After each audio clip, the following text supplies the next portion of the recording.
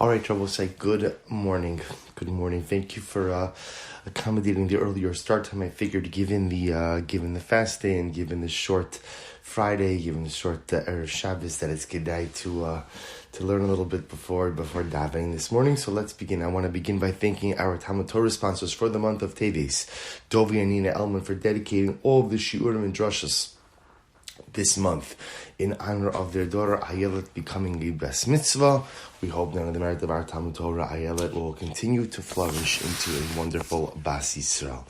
So also with that, let us begin. Today's daf is Lamed Daled 34, and we are picking up in Eretz Hashem on Lamed Gimel Lamed Days 33b at Gufa, specifically again 2, 4, 6, 7 lines up from the bottom. So it says the Gemara Gufa, Malikin bepas ubeshemen shal truma shenitmes. So also we had this mentioned in yesterday's daf as well, which is that we go ahead and we could use truma, which became ritually impure. So if you have truma that became ritually impure, the halacha is, or if I should say, so again, the specific examples are pas, bread, shemen, oil, which became ritually impure. You could use them as fuel for a fire, and halacha l'maisa, again, then use that fuel, use that fire to go ahead and cook something. Abai ar Moshe d'Chizkiya, Rav ar Moshe Rabbi Yitzchak bar Marta, Amar Rav Huna, lo sham ela pas. That's only true bread. Aval chiti lo, but you can't use grain. Chita literally means grain, which became tameh, and then use it to go ahead and create fuel for a fire. Why is that? Shema yavo bahen lidei takala, because there's a concern that ultimately, again, you may come to stumble upon it, right? It may create a stumbling block for you, which is another way of saying that halacha l'maisa, you may come to inadvertently consume it. That's the concern. So what's the distinction over here between grain and bread? So Rashi explains that if you go ahead and you throw a loaf of bread in a pile of firewood, essentially it becomes totally unusable and inedible. But grain, if you were to throw a bundle of grain into a pile of firewood, halacha l'maisa, again, you could always just go ahead and dust off the grain afterwards, and it's totally consumable. So therefore, that's the distinction. Kida Amar Rav Ashi, to Rav Ashi explains, so I will say, so remember again, we said, the Brisa said before we made this distinction. So Kida Amar Rav Ashi says, top of Lamed Daled, Bishaliksa Ista. What are we talking about out here? I will say, when do we go ahead and we say that you could even go ahead and use grain? That's ultimately, again, if you cooked it, and then ultimately, again, then it becomes disgusting when you go ahead and you throw it into the pile of firewood. Take a look at Rashi. Tap Rashi Lamadal Lamadal, Vishalikto Meista, La'achar Shenitma'u, Shulkan, Va'achar Kach Zarkan Labena Eitzim, Vehain Nim Asos, V'Ravhuna Chayish Dilma Achiluhu Mikamei Delishkalinhu Obisha Shulkan. So the Gemara says, right, the Gemara says that Rabbi Yochanan, So ultimately, again, so according to Rabbi Yochanan, what would happen over here? You would cook it, and then ultimately, again, you would throw it into the firewood. So if you were to cook it and throw it into the firewood, at that point in time, it would become disgusting, and there's no concern that you may come to go ahead and inadvertently consume it. Remember, again, this is part of the discussion that we began yesterday concerning the idea that do we want you maintaining truma tzemeya or not? In other words, even if you're going to burn it, is there some level of concern that you may come to go ahead and inadvertently consume it if we allow you to hold onto it or not? So the Gemara says, Vehecha itmar de Rav Ashi. Where did Rav Ashi make his statement? And I was supposed to say, Rav Ashi is saying, so just to follow the flow, the Gemara quoted our Brisa from yesterday. The Brisa said, Madlikin bepasu b'shemen shal truma shenitmes, right? So that you could go ahead and you could use bread, oil of truma that became temeah, you could use it to fuel the fire. So remember again, so Abaye said in the name of Chizkiya, and Rav is in the name of Rizah bar Marta, that's only true with bread. But ultimately, again, not with grain, because grain, we're concerned that even after you throw it into the fire pile, you're going to come to inadvertently use it. And ultimately, again, Rabbi Yochanan said, no, even wheat is fine. And now the Gemara said, Rav Ashi came along and explained, When did Rabbi Yochanan say that you could go ahead and use wheat of Truma Tameya as fuel for your fire? That's only if it was first cooked, if it was first boiled. Because once it was boiled, then thrown into the pile of fire, then halacha l'maisa, it's going to become disgusting. It's going to become repulsive. No one's going to come to eat it. So the Gemara says, where do we glean Rav Ashi's statement from? Behecha itmad Rav Ashi. Yaha, Dam Rabin, Amracha, Amrabi Yitzchak. Well, this is actually very interesting. Abba Shaul Gabal Shabes Rabbi Haya. Abba Shaul was the kneader with a K, right? He was the kneader, ultimately again of the house of Rebbe, which is really quite interesting. And ultimately again, remember again, in order to knead, so you have to go ahead and heat up hot water. So they would go ahead and heat up hot water with a fire made of chitin, grain that was truma, that had become tameh.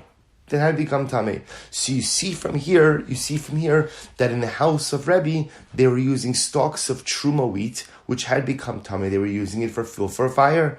Amai, but how could we allow this? Are we concerned that if we allow you to go ahead and maintain the stalks of wheat, that you may come to inadvertently consume them? To which Rav Ashi explained, no, what's the case? The case is where the wheat was first boiled, then it became disgusting, and therefore again, means you boil it, and then after you boil it and you have to throw it into the pile of firewood, it becomes totally inedible. No one is going to touch it. Good. Abaye bar Abin, Rabbi Chananya bar Abin, Tanu Trumas Bei Rabba. So let's listen to this. An interesting story. So therefore, that takes care ultimately again of that particular raisa. So Abaye bar Abin and Rabbi Chananya bar Abin, Tanu Trumas Bei Rabba. So we'll say Abaye and Rabbi Chananya were learning the sugya of Trumas in the yeshiva of Rabbah. Pagabahu Rava Bar Masna encountered, chanced upon them. Amrlahu, my Amri Subit Trumos to Beimar. Tell me, what are you learning in the sugi of Trumas in the yeshiva of Rabbah? Amrulei Umay Kashilacha. So they said to him, Rava, tell us, obviously you're asking, what's your question? What's your question? You might something's on your mind, something's bothering you. Tell me your question. Amar Lahos, he said, I'll tell you. Tnan, shesile trumos shenitmu, v'shaslan tahorin milatame, v'asur mileachol. Both said this is fascinating. We're going to spend pretty much the rest of the daf on this particular Mishnah. So we learned in the Mishnah, shesile truma shenitmu. So what's shesile? It means truma plants. Shesile means, Rashi says, kigon, shesile krovo krishin. So Rashi gives the example over here of cabbage and leeks. So if you have plants of truma plants, shenitmu, which became tameh, v'shaslan, and then you went ahead and you replanted them. So we'll say, so again, they were planted, they became detached, you detached them, they became tameh, and now you replanted them. Tahorin milatame, ultimately again, they can no longer convey tumah to anything else. Rashi says over here, Taru milatame, achirim shechiburim lekarka batlan mitoras ochal. Both say, remember again, the halacha is when you go ahead and you reattach food to the ground or you replant food, it loses its designation as food. So if you were to take this truma tameya and replant it, its tuma effectively goes away. Its tumah goes away because halacha l'maisa, once it's been replanted, it loses its tumah designation. So now I have my truma tameya. I replant it. So again, tahorim milatame. Ultimately, they can no longer convey tumah to anything else, which is a way of saying it's lost its tumah. Vasur milechol, but you are not permitted to eat it. So we'll say what it sounds like the Gemara is saying is that halacha l'maisa, if I take truma, which became tameh, I take cabbage, right? Truma cabbage, which became tameh, I replant it in the ground. Replanting it in the ground takes away its own tumah, but ultimately, again, the cabbage itself still remains prohibited for kohanic consumption. But I don't understand that. If halacha l'maisa, once I go ahead and replant it, the original tumah goes away. So then also, why wouldn't it be permitted to go ahead and consume it as well? We assume these two concepts are linked, right? We're assuming the reason that kohanim can't go ahead and eat it after you replant it is because somehow it still retains its tumah. But l'maisa, that's not true. We learned that if you go and you replant truma tmeya, the tumah status goes away. So once you tell me that the truma can no longer convey tumah, why am I not permitted? Why is the Kohen? I mean, I can't, but why is the Kohen not permitted to eat it? So I will say this is the sheet of Rabbah. Rabbah says, what does it mean ultimately, again, when we say over here, Asr? So what does it mean when we say over here, Asr? So the Gemara says, Asurin l'zorim. Oh, it means non-Kohanim can't eat it. That what the Gemara is saying over here is once you replant it and ultimately its truma goes away, it still has the status of truma. So when it says asura milechol, it means non-kohanim aren't permitted to eat it. So umay kamash malon, and therefore what is the braysa or what is the Mishnah coming to teach me? Gidulei truma. I'm being taught that which grows from truma is truma. So therefore, I will suggest the following. According to Rabbi's interpretation, the Mishnah teaches me the following. If I have a head of cabbage that's truma, and the head of cabbage becomes tameh, now I replant the head of cabbage. So what's the halacha? The tumah goes away, because once you replant tameh food, it loses its tumah, and now ultimately again, the cabbage is not permitted to be consumed by non-kohanim, meaning because it's truma. Because it's truma, and what is the Gemara coming to teach me? Or what is the Mishnah coming to teach me? That which grows from truma has the same status of truma. The Gemara says, but Tanina, we already learned that once before. Gidulei truma. That which grows from truma is truma. All right, pretty explicit. So why do I need another Mishnah to teach me that halacha? V'chitema gidulin. Maybe this Mishnah is coming to teach me what we call gidulin. That which grows from the new growth. So I have a head of cabbage, it became tameh. I replant it grows some more, and then some more grows from that. That I might have thought maybe that's the novelty. Umay kamash malon. B'davar she'in zaro kala.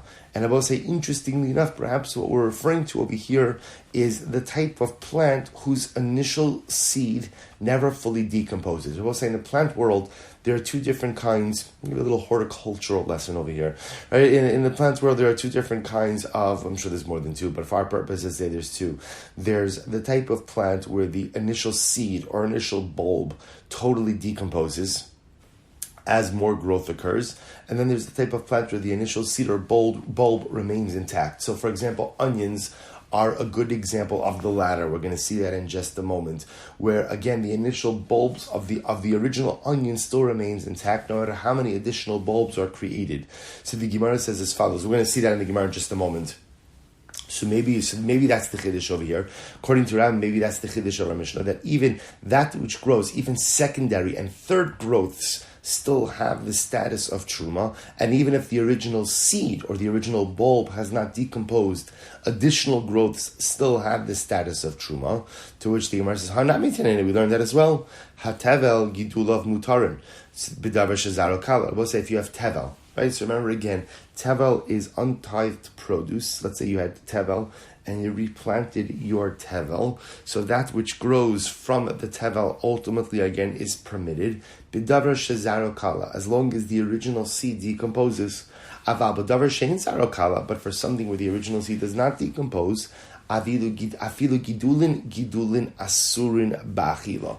Even halacha l'mais, again, that which grows from that which grows. Secondary and third growths will still be asur, since the original seed or the original bulb was still in existence. So ishtiku, Rabba was quiet. So the Gemara says, Amarle midi shmi l'chabah, said, tell me, have you heard anything about this? So the Gemara says, Amarlehu, yes, hachi amrav sheishes. Say for us, remember again, we're just trying to figure out the meaning of the Mishnah we quoted before. The Mishnah we quoted before said, Shesile truma shenitmu. I have truma plants, meaning they're detached from the ground. They became tameh, and now I replant them. So two things happen according to the Mishnah, when I replant it. Number one, Tahorin Milatame. They can no longer convey Tumah to something else, which means as soon as you replant it, it loses its original Tumah designation. That's one. And two, ultimately, Asurin Mile'echol. You are not permitted to go ahead and eat it. You can't eat it. So now we're trying to figure out. So the first part I understand. When I replant it, it loses its former Tumah designation. And halacha l'maaseh again, now it's tahar. I understand that. What does it mean I can't eat it? So Rabbah wanted to suggest, ultimately, again, can't eat it is not a reference to Kohanim, but can't eat it is actually a reference to Yisraelim, meaning it still goes ahead and retains its Truma status. So we brought up, again, the difficulties in Rabbah's interpretation. Now the Gemara says as follows. So the Gemara says, Amar Luhu, Hachi Amar Rav Sheshes. Rav Sheshes now advances another interpretation, Maya Surin. What does it mean when the Mishnah says that the bulbs or the new plants are asr? Asurim lekohanim ho ve'ifsilu luhu behesechadas. Wow. What's now when it comes to a fascinating sugya? Rav Sheshes says it means that the growth, the plants are going to be asur. Why? Because ultimately, again, they became invalidated with what's called hesechadas. Hesechadas means lapse of awareness. Take a look at Rashi for just a moment, almost right across. Behesechadas kishnitmu mitchila. When in this case the head of cabbage, we'll call it, became tummy originally, hisiach daitomehem, a person removed, the kohen removed his awareness of it, milashomram, to guard it, v'nifsalan behesach hadas, dichsiv gabe truma, es mishmeres chirumasi, avid le shimor velo tasiach daitcha. So we'll say this is incredible. Based on the pasuk of Es Mishmeres Trumosai, that ultimately, again, you must go ahead and guard my Trumos. That pasuk you must guard means that there must be a constant awareness regarding consecrated matters. That the moment that the Kohen has a lapse of awareness regarding consecrated matters, ultimately, again, the item itself becomes pasul. So therefore, I will say what Rav Sheshes is suggesting is as follows. That halacha is if you have the head of cabbage that was truma, that became tameh, and now once it becomes tameh, essentially the Kohen really is no longer attentive to it.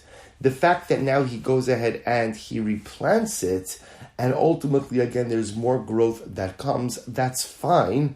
But at the end of the day, for the Kohen, it still has the status of Truma Timeya, because since he was not mindful of it, therefore, again, the Truma itself becomes invalid. But we'll say this is the concept of Hesach Hadas. If we have time, I'll give you an incredible, just contemporary application of this. So the Gemara says, Hani Chalaman Damar Hesach Hadas Psula Guf Havi Shapir. Shabbos says, now this is very interesting. This works well if you hold that Hesach Hadas is a Psul HaGuf. In other words, Rabbi say that a lapse in awareness ultimately, again, creates actual, like a physical invalidation of the truma.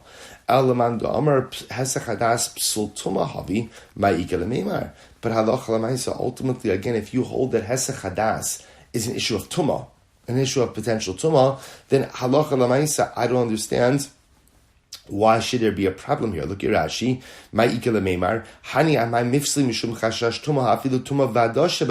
Also, remember again, if you hold the Hesach Hadas, is it din ultimately what we call a Psul Haguf? It's a physical invalidation of the Truma. I understand. But if you hold the Hesach Hadas is puzzle, because we're concerned now, since you're no longer aware of what's happening to the Truma may have become Tameh. Tumah isn't really so much of a concern over here. Why? Because remember, you are replanting the head of cabbage. So because you're replanting it, all of the tumah goes away regardless. To which the Gemara says, "De'itmar hesech hadas." This is a machlokas. Hesech hadas. So remember again, just that because this is a very important principle. The pasuk says, "Es mishmeres trumosai." When the Torah refers to truma, it calls it a mishmeres, something you must guard. From here we see that truma boy shimur. Truma must be guarded. And it's not just truma, it's all consecrated items must quote unquote be guarded. What does it mean to be guarded? You can't have a lapse of awareness. You can't have hesech hadas. Now, and if you have hesech hadas, the item itself becomes pasul. the item itself ultimately again becomes invaluable. So what an incredible musr, right? In life, you have to keep your eye on the ball. Right? You can't have a lapse of awareness. The moment you fall asleep at the wheel of life is the moment all kinds of things happen. So now we're trying to figure out what's the nature of the psul, what's the nature of the invalidation of Hesach Hadas. So watch this. The Gemara says, Rabbi Yochanan Amar Psul Tumahabi. Rabbi Yochanan says, actually, interestingly enough, that Hesach Hadas is a Psul Tuma. It's an issue of Tuma. In other words, we'll say, because there's a lack of awareness, what we're concerned about is maybe the consecrated item became Tameh, and because you were totally inattentive, you don't even realize what it is that occurred. Reb Shimon ben Lakish says, no, Psul HaGuf Havi. No, it's not a Psul Tuma, it's a physical invalidation. It's a physical invalidation. So we'll say, everyone is agreeing that Hesach Hadas ultimately, again, is problematic. The shaila is, what is the nature of the problem? Is it a psul tuma, or is it what we call a psul guf? A physical, an inherent invalidation in the item itself. Rabbi Yochanan psul tuma. Rabbi Yochanan says it's a psul tuma. Shim yavo Eliyahu v'tarena shomen lo.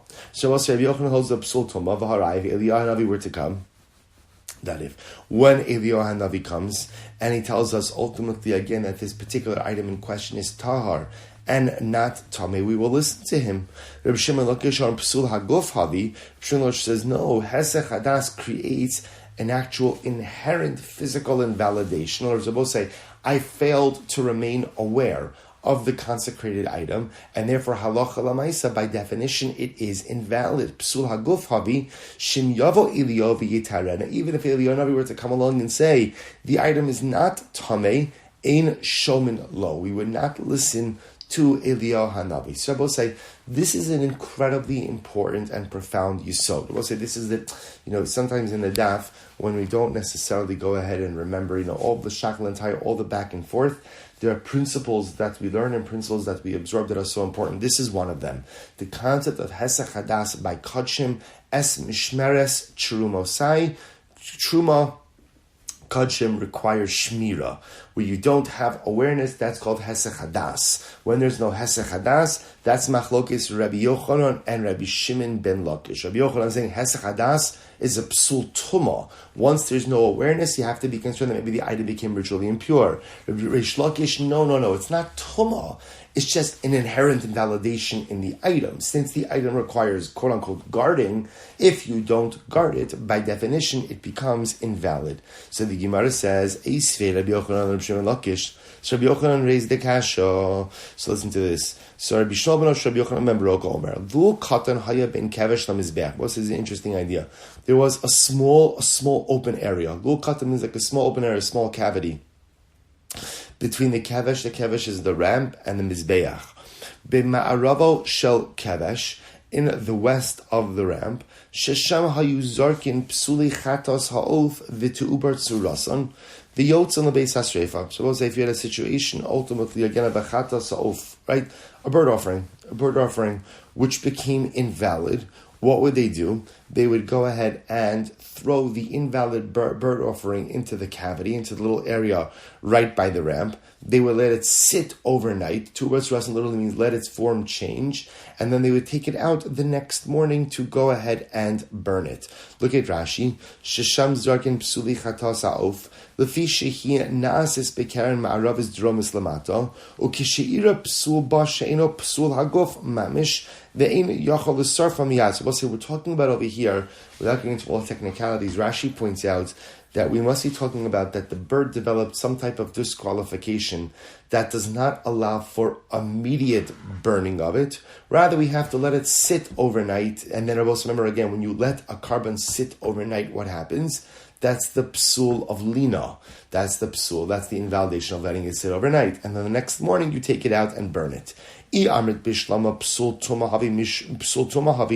say if you hold, now remember, once you go ahead and you throw that invalid bird offering into the cavity, halacha l'maisa, that's Hesach Hadas. So says Rabbi Yochanan like this: if you hold like me that Hesach Hadas is a psul tuma mishum hachi by ibur tzura, that's how you have to let the bird sit overnight. Shema yavo Eliyahu tarena, because maybe Eliyahu will come and he will declare it to be tar. Eli amrit psul haguf But if you hold like you, Rish Lakish, that ultimately, again, Hesech Hadas is a psul haguf, it's an actual inherent invalidation of the carbon itself. Lamali ibur tzura, why do I need to let the bird sit overnight? V'hatinan, we learned, Amid Bezer will say, Zaklav, this is the rule. Kol shep sulo begufo yisaref miyad. Anything that has an inherent disqualification in the carbon itself could be burnt immediately.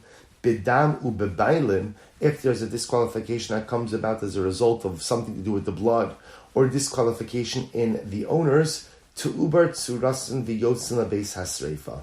Let the carbon sit overnight, and then once it sits overnight and becomes puzzle through lina, through sitting overnight, then halacha lamais, you could take it out and you could burn it afterwards. So remember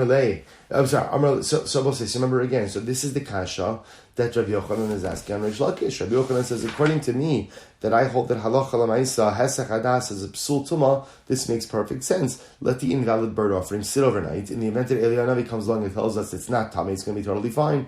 But according to you, Rish Lakish, who holds that hesech hadas, lapse of awareness, is a psul guf, is an inherent problem with the carbon itself, then why do you have to let it sit overnight? Ultimately, again, you should be able to burn it immediately.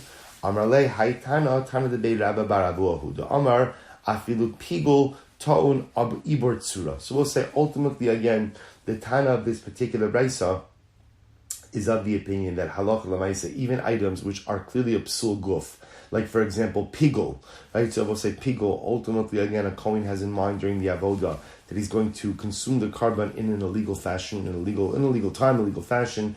That makes the carbon automatically invalid. Everyone agrees that's a psul guf. This particular Tana holds that when it comes to any invalid offering, we don't burn it immediately. Rather, we let it sit overnight, lina, and then we go ahead and we burn it afterwards. Okay. Raised another kasha. So we'll say, remember, we are still embedded now, just to keep the flow. We are still haven't resolved the Mishnah that we quoted, right? So we'll say the Mishnah we quoted of Shsile Truma. I have a head of cabbage, that's Truma that became Tameh, I replanted it. What did the Mishnah say? The Mishnah said that Halacha L'maaseh Tahorim Milatame, the head of cabbage itself becomes tar, right? Can't go ahead and convey Tuma to anything, but Asur Milechol, but can't be consumed. We're not sure what that last statement means. Who is Asurin Milechol? So we're up to right now is Rabbi Yochanan, and Rabbi Yochanan says Asurin Milechol refers to the Kohanim.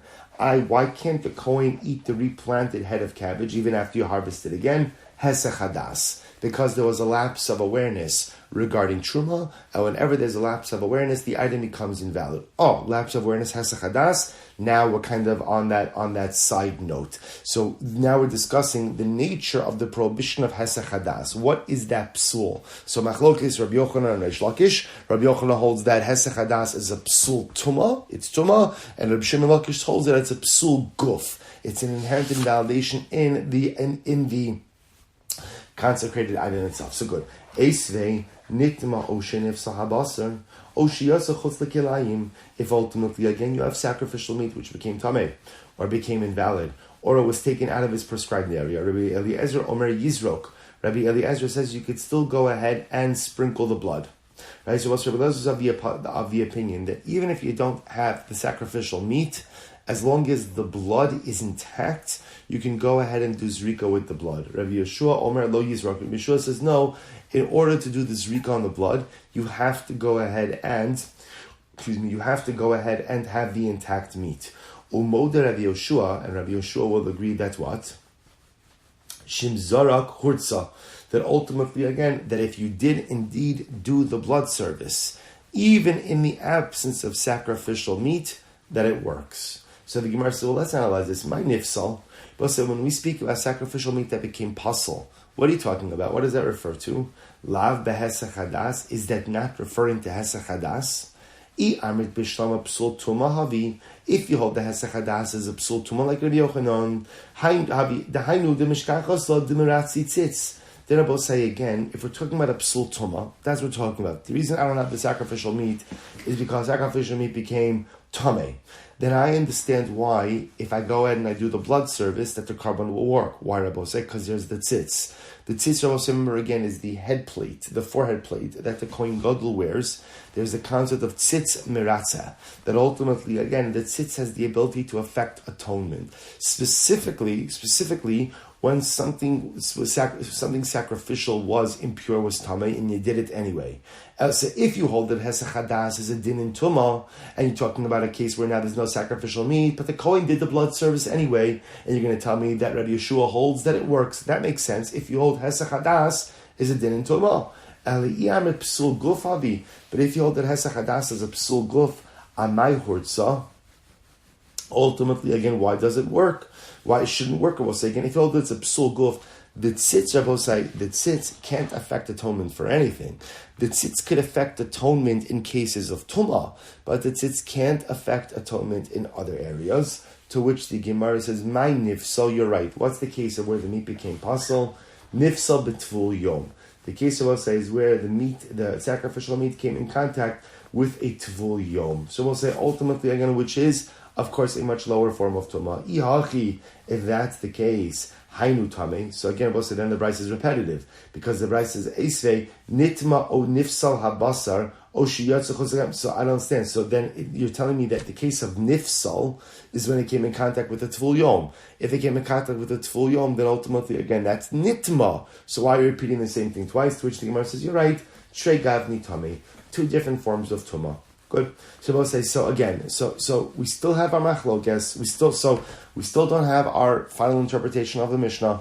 We still have our machlokes ultimately again between Rabbi Yochanan and Reish Lakish. So Kisalik Ravin, when Ravin came, Amra l'shmaita kamet Rabbi Yirmiyah. So when Ravin came to Eretz Yisrael from Babel, he said over this statement of he said over these statements, this discussion that we're having right now in front of Rabbi Yirmiyah. Both say, take a look at Rashi, it's the first wide line. Amra kamed Rabbi Yirmiyah, Hadrav Sheishas Lael, Da'asurin Milacha Mishum Hesech Hadasu. So we'll say, so remember again, so this is, when Ravin came to Eretz Yisrael, he comes before Rabbi Yirmiyah, and he said over Rav Sheishas' interpretation of the Mishnah. So we'll say, remember again, the Mishnah that we were dealing with, which was the replanted head of cabbage, right? Truma head of cabbage that became tamei. Then you're replanting it. What did Mishnah say? The head of cabbage itself is unable to go ahead and convey tumah. It loses its tumah status once you replant it. Doesn't convey tumah, but it's also inedible. And Rav Sheisha says, who is it inedible by? By Kohanim. Why is it not edible by Kohanim? Remember, Rav Sheisha said, Hesach Hadas. Hesach Hadas, that's the flow of the Gemara.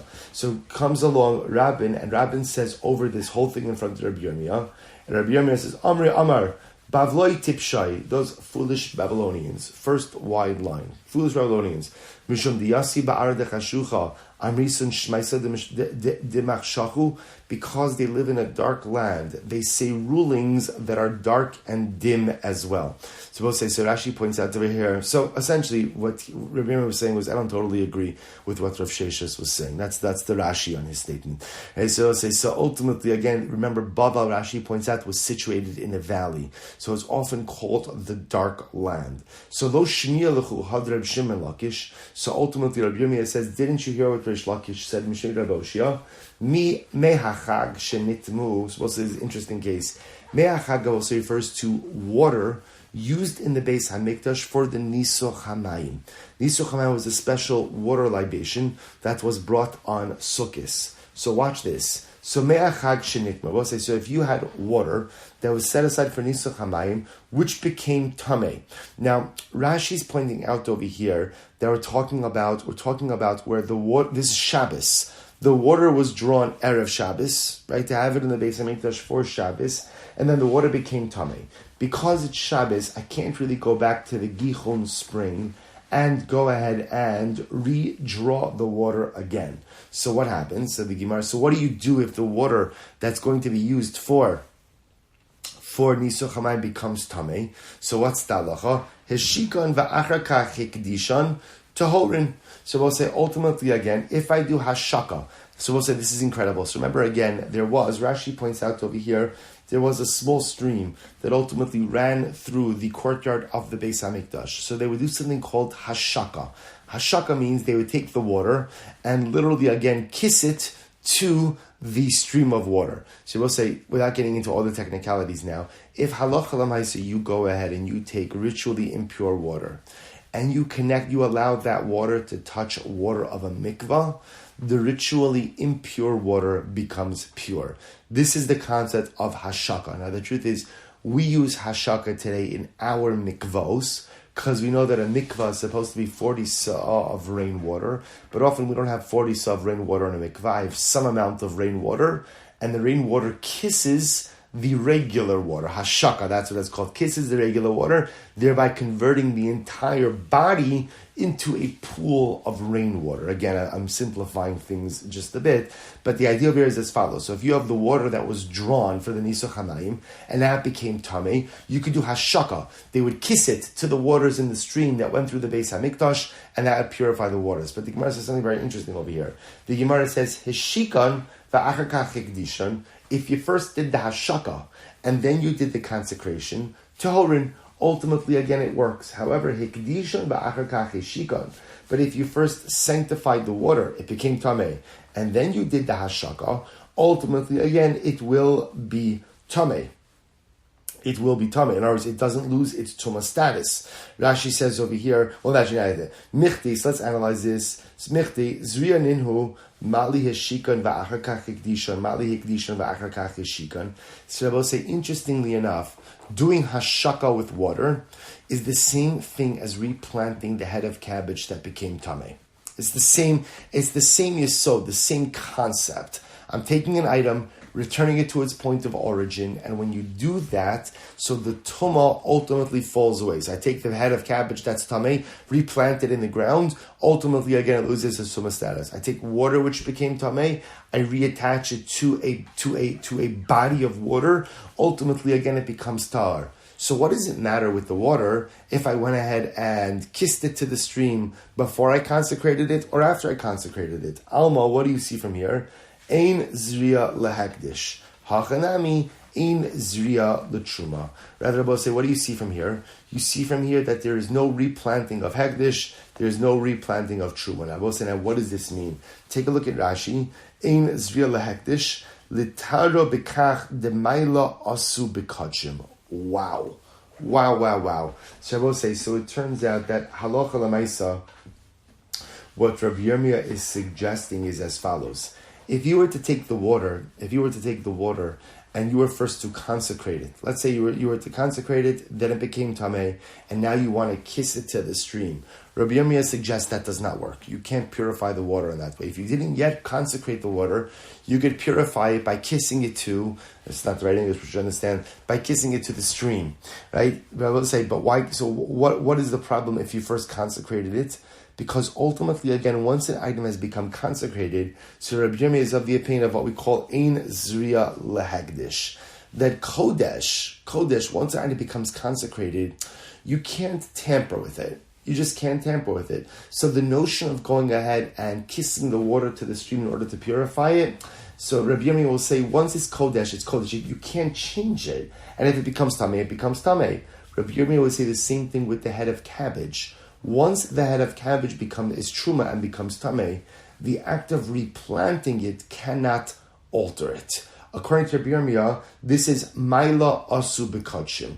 This was an additional stringency that Chazal went ahead and established by kachim. So therefore, I will say a brand new interpretation, and therefore halacha l'maisa.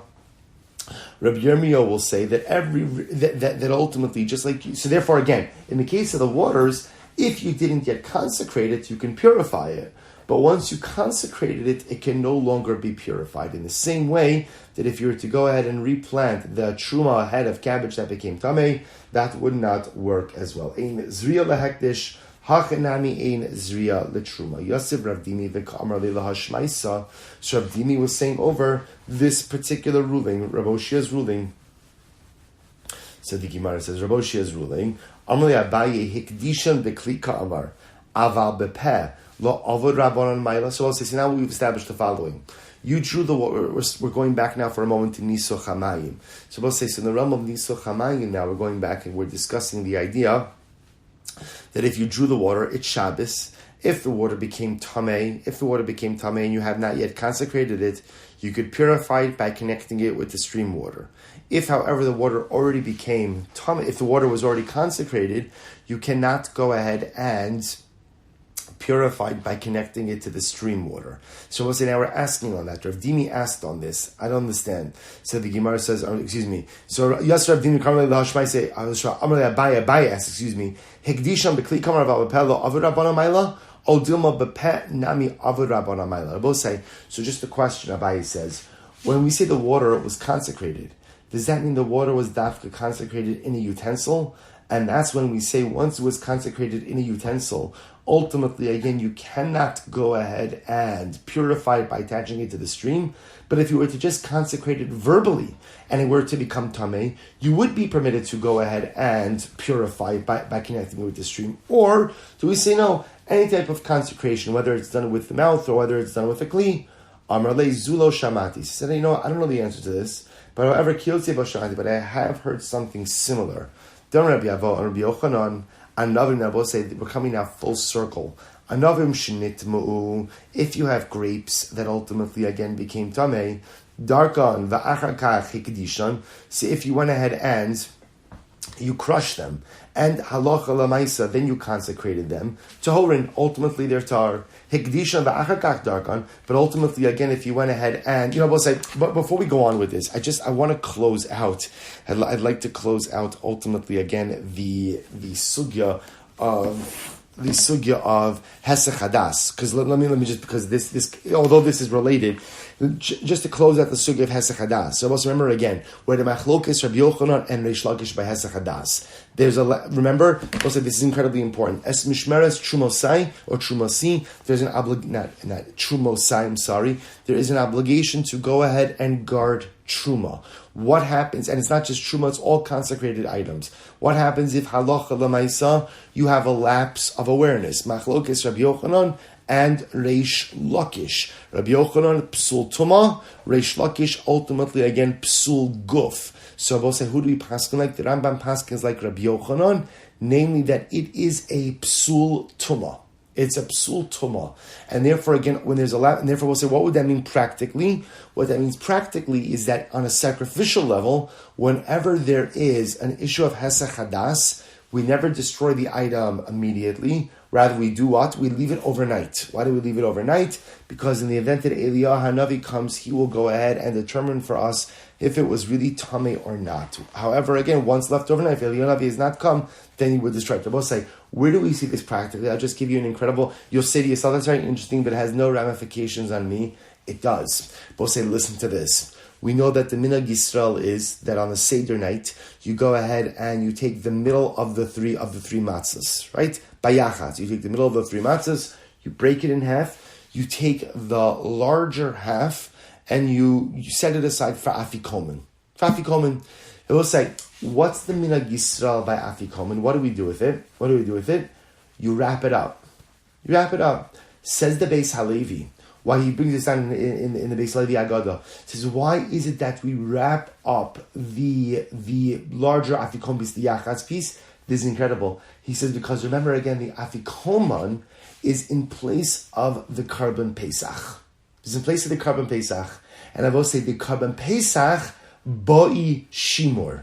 Karban Pesach ultimately again requires guarding or attentiveness, both because Karban Pesach happens to have an additional level of shimur associated with it, but also because Karban Pesach is a sacrificial item, and every sacrificial item requires shimur. Therefore, halacha l'maisa what? Therefore, halacha l'maisa, we wrap up the afikoman. Ultimately, that's supposed to represent the Karban Pesach as a form of shimur, as a form of guarding it. In fact, there is another older minhag will say that the Baal HaSeder will sometimes take the afikoman and put it behind his pillow. Now you have to be careful that you don't make it into matzah meal. But you understand, we'll say, so people think, that people do that to hide it from the kids. No, the discussion or the issue or the practice of stealing the afikoman is a much more involved and intricate thing that actually many poskim did not like at all because they felt that it engenders the totally wrong midos in our children, namely theft and bargaining for gashmius on a night of ruchnius. But I digress. That's a different discussion. Let's say, but again, the idea of putting it behind you, ultimately, again, is also a form of shimur, a form of guarding, so as to avoid any kind of hesach hadas. So again, halacha l'maisa, we pass like Rabbi Yochanan, that hesach hadas is a psul tuma, and again, amazingly enough, for us, hesach hadas still has contemporary relevance on the Leil HaSeder. So we'll have to stop over here. We'll pick up in Meretz Hashem with the Anovim, and Meretz Hashem tomorrow. Wishing everyone a wonderful day, a meaningful fast, and a good Ner Shabbos.